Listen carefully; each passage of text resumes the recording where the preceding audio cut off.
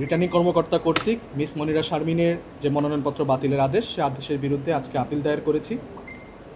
তো এই আপিল দায়েরের ক্ষেত্রে আমরা যে আইনের অধীনে মিস মনিরা শারমিনের মনোনয়নপত্র বাতিল করা হয়েছে, সে আইনের বিরুদ্ধে নয়, বরং এই আইনকে যেভাবে ইন্টারপ্রেট করা হয়েছে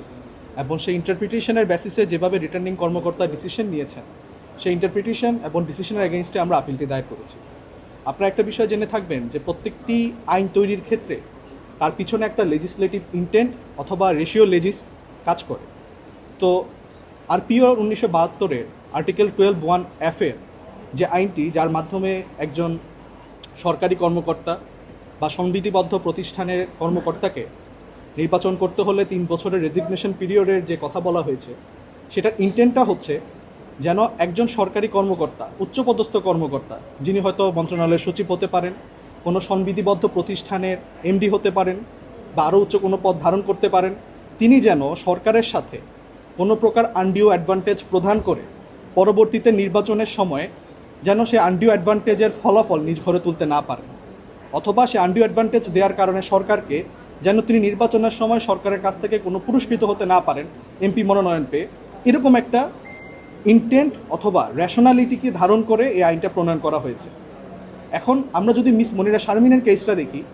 উনি ছিলেন বাংলাদেশ কৃষি ব্যাংকের একজন দ্বিতীয় শ্রেণীর কর্মকর্তা, যার চাকরির মেয়াদ ছিল মাত্র 2 বছর। এবং বাংলাদেশ কৃষি ব্যাংকের দ্বিতীয় শ্রেণীর একজন কর্মকর্তা, তিনি তার এই পদের মাধ্যমে সরকারকে কোনো আনডিউ অ্যাডভান্টেজ প্রদান করবেন অথবা সরকার কর্তৃক সে আনডিউ অ্যাডভান্টেজ পাওয়ার কোনো এন্টাইটেলমেন্ট রাখবেন, এরকম কিন্তু সম্ভাবনা মোটেও তৈরি হয় না।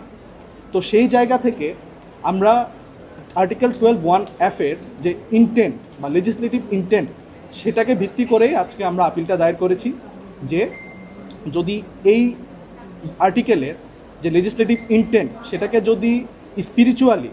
বা উইথ দ্য প্রপার স্পিরিট যদি মনিরা শারমিনের ক্ষেত্রে যদি অ্যাপ্লাই করা না হয় এবং শুধু টেক্সচুয়াল ইন্টারপ্রিটেশনের ভিত্তি করেই যদি তার মনোনয়নপত্র বাতিল করা হয়, সেক্ষেত্রে এটা মিস মনিরা শারমিনের ক্ষেত্রে একটি আনফেয়ার এবং একটা আনডিউ প্র্যাকটিস হিসাবে পরিচিত হবে। তো সেই জায়গা থেকে আমাদের আর্গুমেন্ট ছিল এবং এই আর্গুমেন্টের বেসিসেই আজকে আমরা এই আপিলটি দায়ের করেছি।